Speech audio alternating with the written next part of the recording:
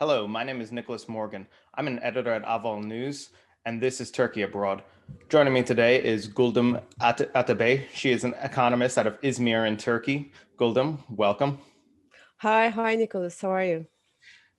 We have, of course, a whole flurry of events going on right now with the Turkish economy. The lira is hmm struggling a lot, and foreign investors are thinking how quickly to take their money out of the country or not. And they're all waiting with bated breath, basically, to see how the government is going to adjust to the situation after President Erdogan last Friday fired the governor of the central bank, Naci Agbal. And what we saw that in the past 2 days, at least, about like 15% of the lira's value dropped against the dollar. And then I think yesterday, I believe that the Istanbul Stock Exchange had to activate the circuit breakers 2 or 3 times to prevent some trades. But basically, this has eliminated a lot of the gains that we really saw over the last 5 months from Governor Akbal. And what I want to ask you is the question that's maybe on a lot of people's minds, and that is Turkey in a currency crisis right now? Well, not right now, but definitely she will as time progresses on.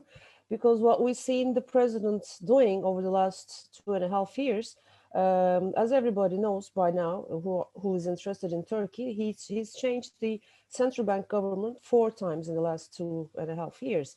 Most of the changes he's done were to cut the policy rate, to reduce the interest rates in the country so he can boost domestic demand that will be better suiting his political ambitions to keep his voter base happy and thriving economically.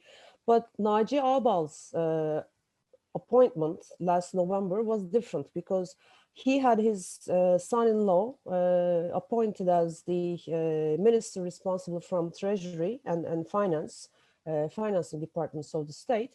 And what they have done over that course of time, especially during the pandemic countdown starting from March to October last year, turned out to be inexplicably bad, and he had to force. I mean, the economy has forced Erdogan to make changes in his ministry to eliminate his son-in-law and to change the central bank government.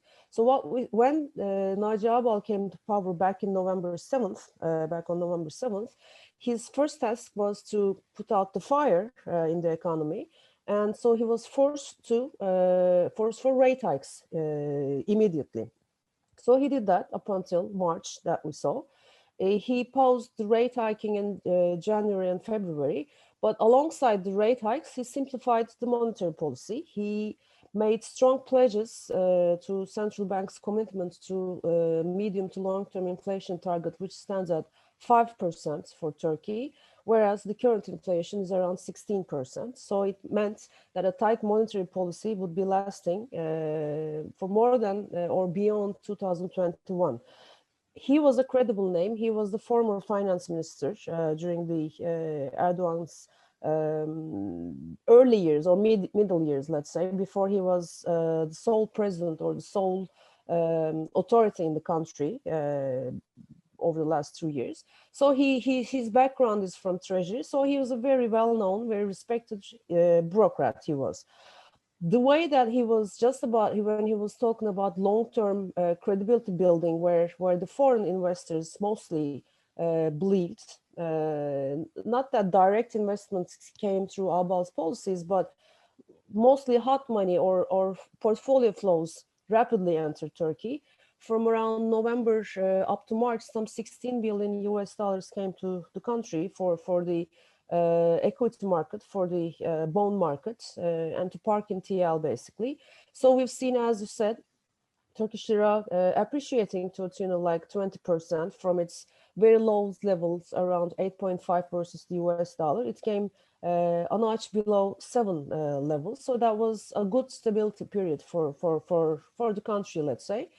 As the pandemic was still waging on in the country, Erdogan found room our President Erdogan found room, I think, to switch his policies back to unorthodox measures, because he came up with this a three-legged package, let's say: rate hikes, stability of the currency, reforms on the democracy front, reforms on the economic front. Um, well, as economists, we were saying that he's not eligible, or he's not able at this stage to turn the harshly deteriorated democratic background in the country, because that would be weakening himself as a very authoritarian presidential system that he built, and he's using it for to consolidate his power. And economically, reform again was not possible, because his standing this strong is based on a reversal of the IMF policies or IMF reforms that was implemented in Turkey back in the 2001 crisis. So he actually what he came up with during early March and late February days, let's say, very empty, like headlines only, reform packages. So as the market understood this, and as the US inflation fears start mounting, and the 10-year bond rates started inching up rapidly, again, a currency pressure or depreciation pressure appeared on the Turkish lira. And what Ahval did was just to defend the Turkish lira, because there were no reform packages. Erdogan was the usual Erdogan, and he did what he had to do. So what we're seeing right now is this replacement of this very or relatively very credible central bank governor, who was supposed to stay there for at least a couple of years, being replaced in less than 4 months with a name nobody knows really, that we learned from that he's a columnist in Yeni Şafak newspaper, which is very close to the government, of course.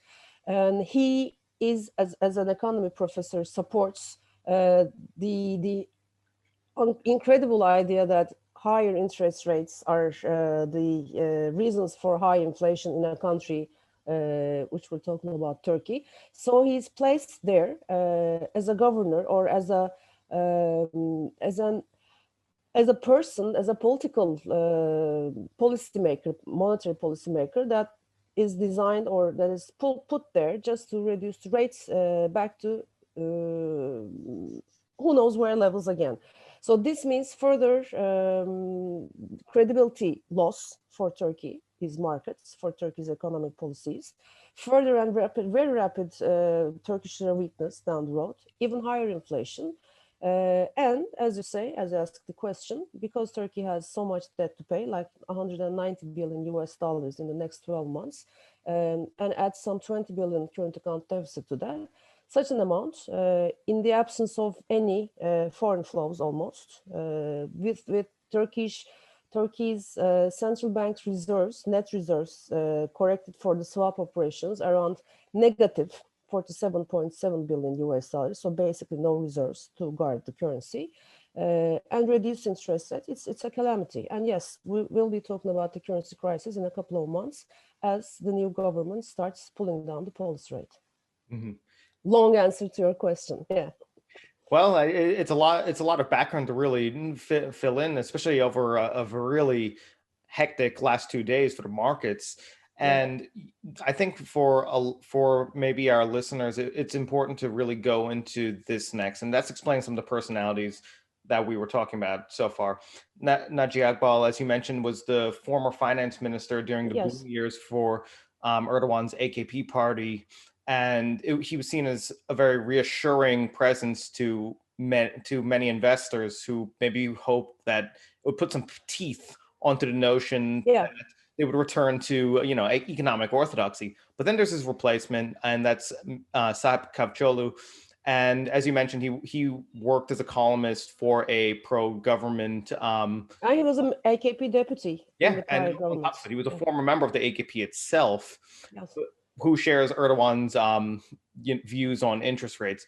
The question I want to ask you, Guldem, then is why is it that the markets are reacting particularly? So what do you expect, actually, rather, from Mr. Kavcolu, basically going forward at the next meeting? That's on April 15th. Do you think what do you think's the question maybe on the minds of maybe Turkey's international investors Mhm. for that meeting? Well, foreign investors. Well, let's roll back time to Sunday evening. Our new central bank governor, the supporter of easy monetary policy in order to pull down Turkey's inflation rate, he met with the bank officials on late Sunday night. And during that time, the Asia market was open and Turkish lira's devaluation reached like 25-30% levels. Even beyond 8.5, it reached almost 8.5 levels, which was the peak before the appointment of Naci Ağbal back in last November. So I think they had made a plan with the state banks and the private banks actually, like trying to convince them to guard the lira. And what we saw on Monday was heavy selling pressure from both locals and especially from foreigners. But in the end, as was the very sick game that they played last summer, through selling the hard currency or the reserves of the central banks through state banks without being transparent to the market, which ended up with like a calamity situation with negative net foreign reserves for a country. I think they have staged the same game on Monday and on Tuesday. I think what they're trying to give the message is that, yes, we made the change. The reasons we're not obliged to explain. It all depends on Erdogan. The advisors to Erdogan actually took to televisions and said it was his decision. We don't really need to ask. But the new government is a good person and as well. So they tried to sell or try to guard the value of the Turkish lira for not to breach the 8.00 psychological barrier, and they succeeded in that. Now, if that play game is like extended into April 15th without any further spikes on the depreciation front for the TL, a rate cut is very possible. But if this tension is extended onto is the same way until the 15th of April with the market pressure, and I believe it will be, I think they might be delaying the rate cuts for further meetings of the central bank, which will be seeing the inflation rate like peaking around 17-18% in April, and starting from May, because of seasonality in Turkey, some new season food products will be coming into the shelves that will be easing a part of the pressures on the headline CPI inflation, which means I think the central bank will market it as the inflation rate is coming down, so let's start cutting the rates. So when we see, like it was the Commerce Banks, I think was report the best amusing report. They were targeting like 10.00 for end of year Turkish lira US dollar expectation, citing that because it's not foreseeable, because it's not forecastable, we're just estimating and putting this figure as a 10. It might be above, it might be lower, nobody really knows. So because nobody really knows what the monetary policy will be. But the sure thing is, at his first chance, he will start pulling down the policy rate. I think some for the whole year to a tune of 300 basis points from 19 to 16-15% levels is doable for this new government. By the time I feel the inflation rate will be inching towards 20% by the end of the summer, or starting from the end of the summer because of the seasonality on the food prices, which will eventually put the Turkish lira under extremely pressure. And I think that Commerzbank 10 or 9 to 10 range is not really unattainable. It looks very much attainable, which means like 15 to 20% more depreciation down the road for the Turkish economy. Mm-hmm. See, we've been talking about the monetary policy side of this equation, which is, of course, front and center in everyone's minds right now. And just to add on to that, it does give the impression almost like the central bank is essentially locked between a rock and a hard place, basically, where they only have one direction they know they want to move, i.e., probably first chance, as you mentioned, cut interest rates, the first chance that they get to be in line with what President Erdogan's views on easy money basically are. But then it doesn't seem like likely that they're going to end up raising the rates. But I want to ask also another question related to fiscal policy, because the new finance minister, he came into his position also around the time Najia Ahval, right after Ahval. Ratel Bayrak Mhm. was forced out of his position. And yesterday, I believe, he released a timeline of economic reforms that the government would like to pursue. Do you have any initial thoughts or impressions on that so far? Yeah, we have like information from like background information that made it to the news. He had prepared a very detailed economic reform program. I mean, I'm calling it like the reform because even though the announced plan is not, it includes nothing, anything close to a reform, but which was turned down by the advisors of the presidency, economic advisors, who is the thesis director of former Minister Albayrak, and also the same position for the new governor of the central bank, this Professor Erişah Arıcan, who rejected the finance minister's detailed reform program. So he got his first hit from the presidency advisors to begin with. But his character, his standing within the AKP is different than Naci Ağbal, who was also a former AKP deputy, but still a very credible name. Now, what we've seen last night, as he promised on Tuesday, late hours, he delivered the details of the program. We were seeing a schedule with tight timing, like by the end of the year, many steps would be taken. But when you look at the headlines, it's like the state spending will go under review. So for what aim? For why? For what purpose? Or like it says, the number of cars in the state of Turkey, the vehicles that the politicians use, that the crowds or the public is very much angry because of the huge spending, will be reviewed, the numbers. For what? I mean, will they buy it again? Will they buy it again? Like many topics like this, it's like we will consider making policies to deal with Turkey's very high youth unemployment problem. Oh, really?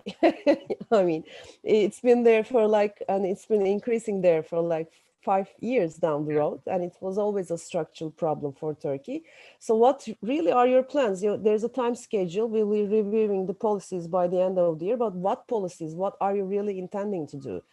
There are like many steps. So when you look at the whole, it's a list of wishes. It's a list of like a declaration. Yeah, it's like a declaration that we are aware of the problematic headlines, and it's also a confession that after 19 years we have no solution really to deal with these problems. So it's sad, kind of, and really it's taken. It's not even credible for any type of investors in the country. It's all being used as we have like elections down the road, perhaps 2023 or maybe earlier. It's like for the public who still, after all these problems, adore and very tied to AKP. It's like we have the reform program. Don't worry, we're going to be dealing this. But people who know the details, like us, the economists, the journalists, we know how empty these promises are. So there is no really hope on the economic reform front, as there was no hope with the reform front for the justice system, which is really falling apart in Turkey. Mm-hmm. The big question I think is on maybe a lot of minds also is that the credibility of the Turkish economic policymaking apparatus seems to be dotted with a huge question mark on whether they can credibly really deliver on these reforms. And as you said, the recent announcements almost just came across as like these are aspirations, whether they're going to actually come through or not.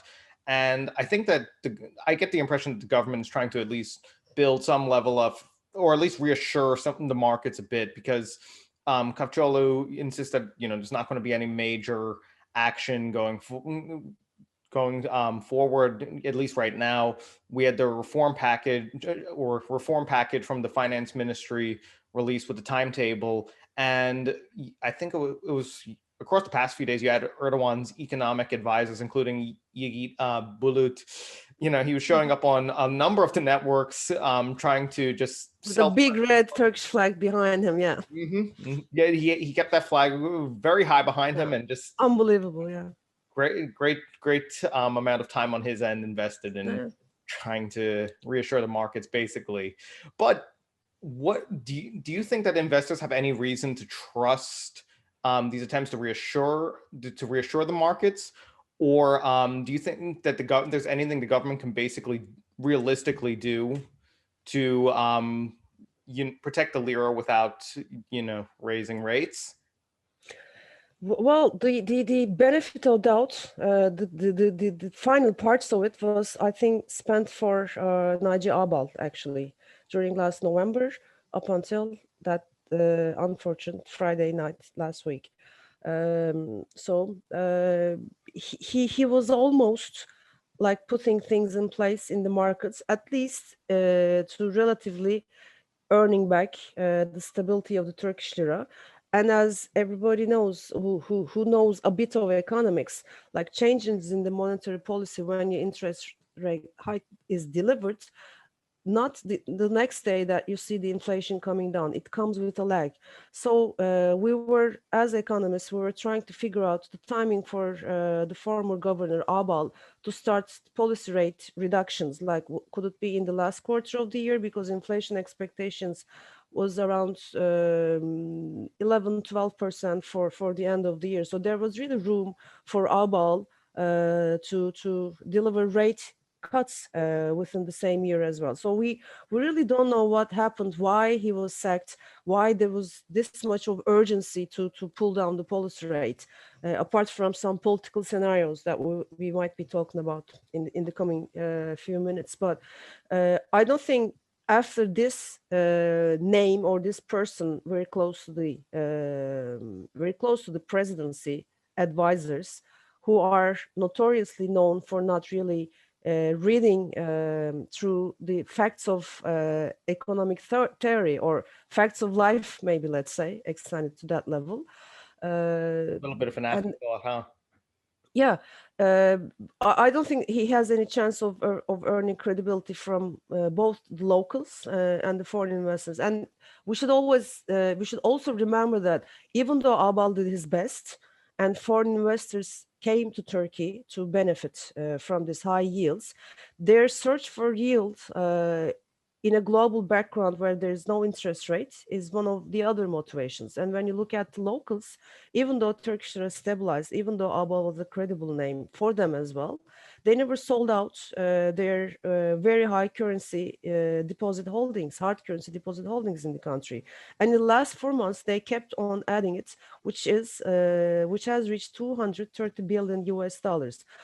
I'm repeating, they have such an amount, and Turkey's next 12 months external debt payment is around 190 billion US dollars. So we have the resources.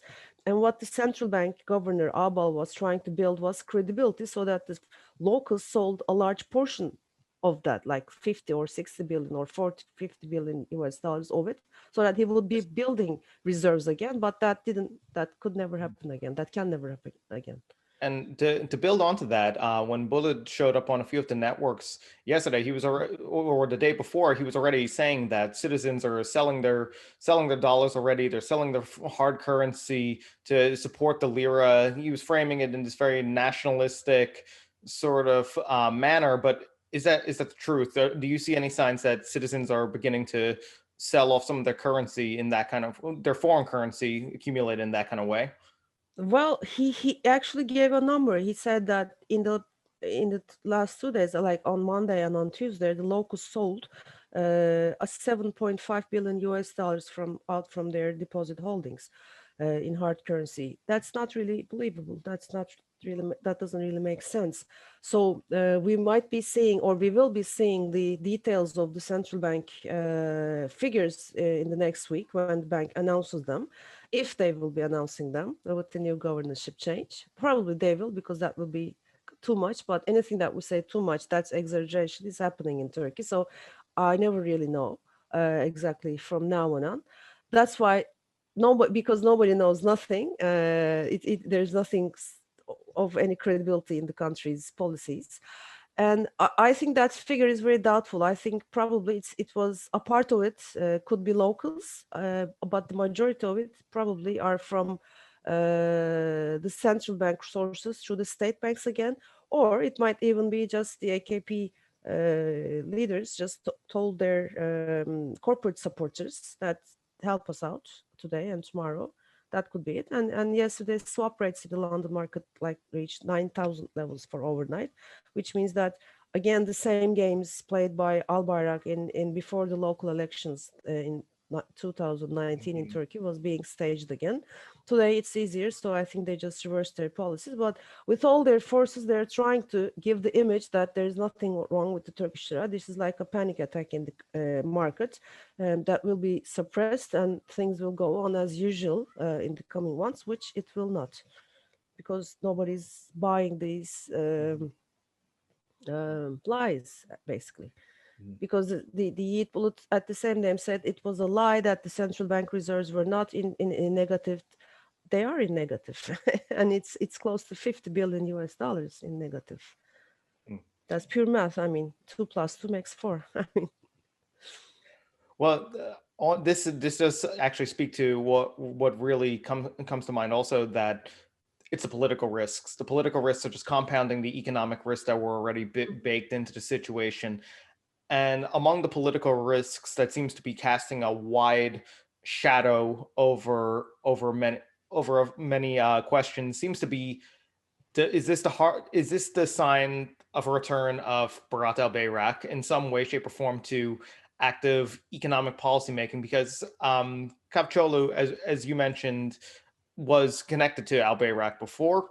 A lot of the economic maneuvering and messaging that we're hearing right now are familiar from when he was at the head of the finance ministry. yeah. And there has also been plenty of news reports that Mr. Al-Bayrak has been working his way to return to public life, and increasingly. So even if it might not be a formal role, of course, for him to have a say over the economy, that doesn't mean it's any less powerful than an informal role, considering, of course, he is Mr. Erdogan's son-in-law. He has direct access to the president, and now he has an associate in charge of the central bank.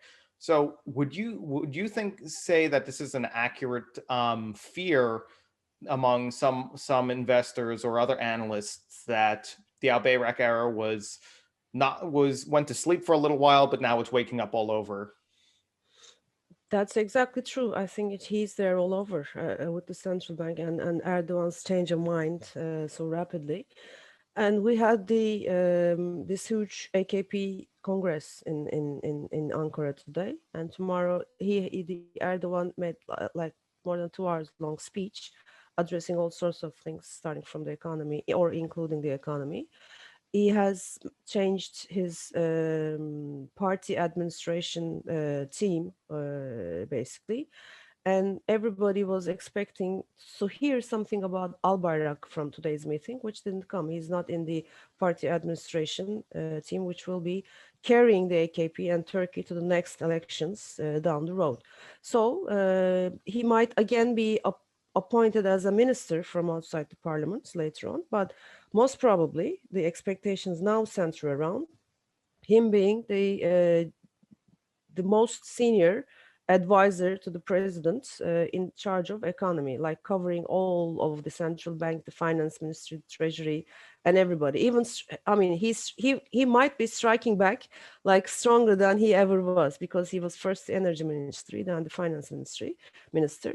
That appears very possible, yes, and I think it will just further shy foreign investors away from Turkey, as it will be a sure thing that this kind of unorthodox, which is a polite way to put it, or irrational economic policies will continue at a grander level in the coming months, which means further unprecedented, unimaginable things will happen with the Turkish policies, not only economically, but in many grounds as well. Taken together right now, whether it's on the economy or politically, Turkey looks as if it's stuck very much in a flux. So early in 2021, because in the same week that Naci Ağbal was fired, we saw the prosecutors in Turkey file to shut down the Mhm. pro-Kurdish People's Democratic Party, the HDP. They stripped one member of his parliamentary immunity and they detained him when he refused to leave the parliament. And then just immediately a day right after he fired Ahval, Erdogan issued a decree that pulled Turkey out of the Istanbul Convention, which of course was aimed at combating violence against women inside the country. And of course, everyone is wondering maybe right now, are these signs that Turkey could be moving into the direction of early elections before 2023 when they're next slated to be held? And if that's the case, it does seem almost like very self-defeating to kind of create all this kind of economic uncertainty, especially amidst the still ongoing pandemic on top of it. So the last question I'd like to ask you is what is this relationship right now between these economic moves and changes and the political ones? And do you think new early elections are likely?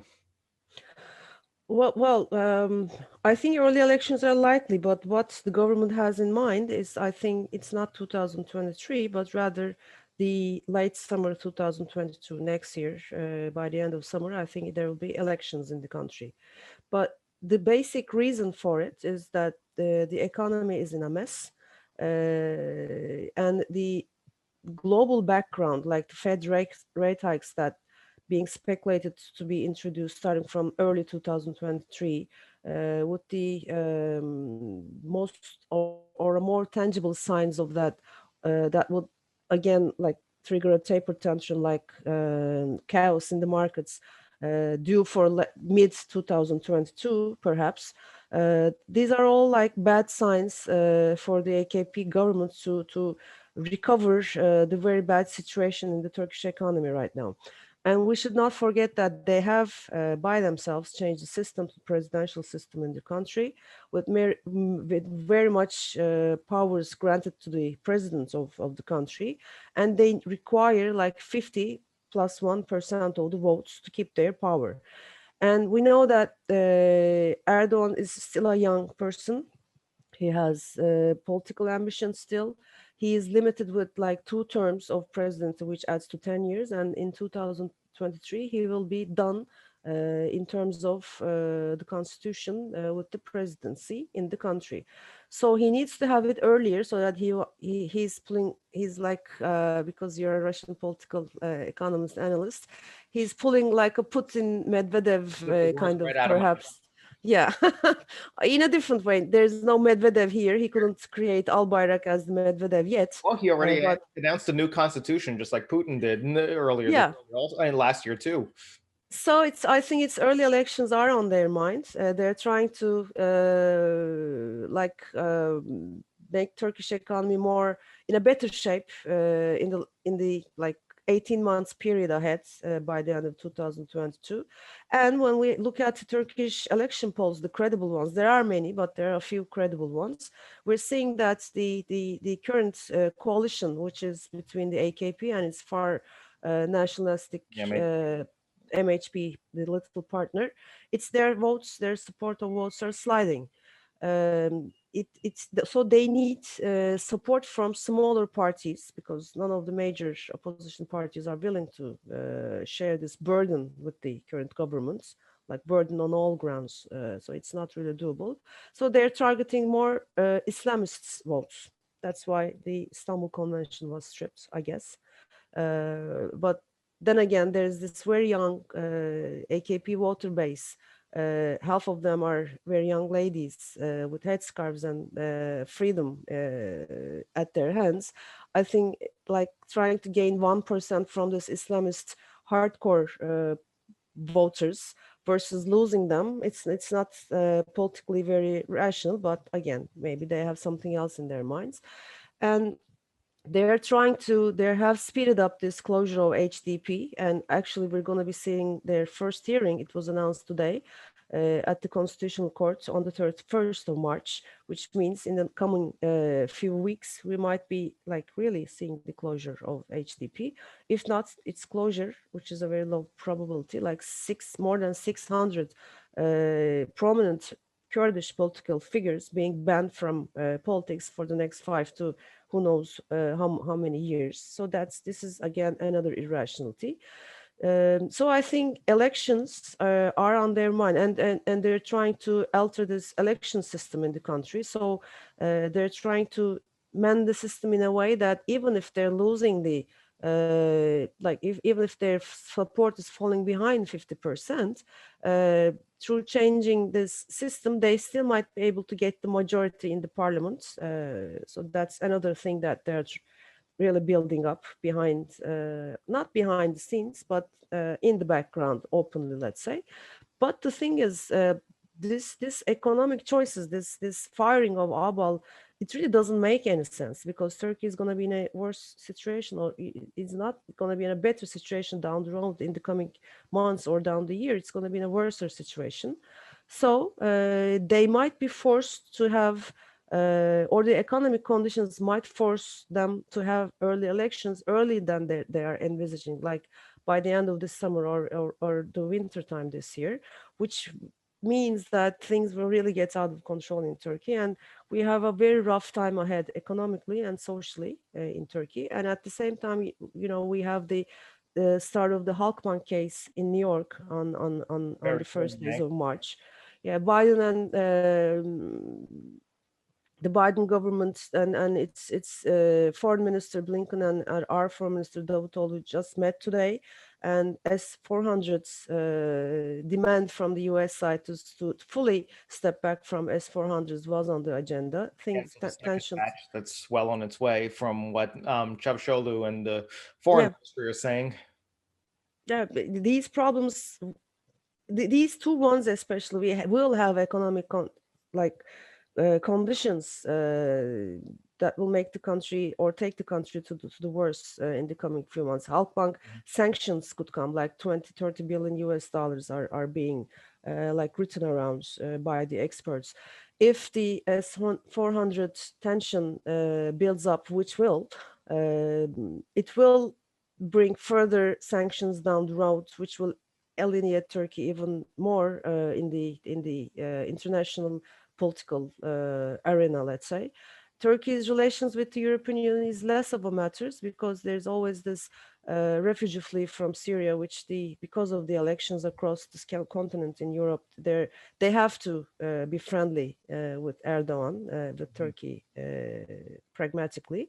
Which means that the sanctions from the European Union side for the HDP closer, for anything that Turkey is doing, abusing its candidates positions, or as a candidate member position, is not going to be penalized, let's say, from the European at this current environment globally.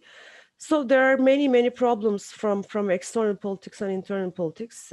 I'm almost sure about early elections for next summer, but we might be forced to have, because of economic conditions, by the end of this summer as well.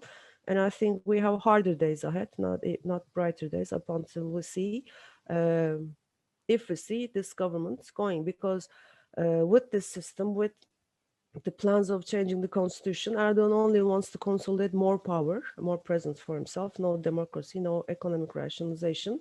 And if he stays in power, we'll see more trouble for Turkey in the coming years. If there's a change of government, yes, there'll be volatility at the start, but I think anything will be better than the current government. But then again, not to lose their power, anything can happen in the country right now. We're at such a critical conjuncture. If there was ever a poster child for political risk, it does sound like it is Turkey right now. Yeah, And sadly, yes. and we have a lot of tumult going on at the moment, and it just almost gives the impression that we're teetering close to a crisis, and the solutions are just sort of lost on everyone on what comes next.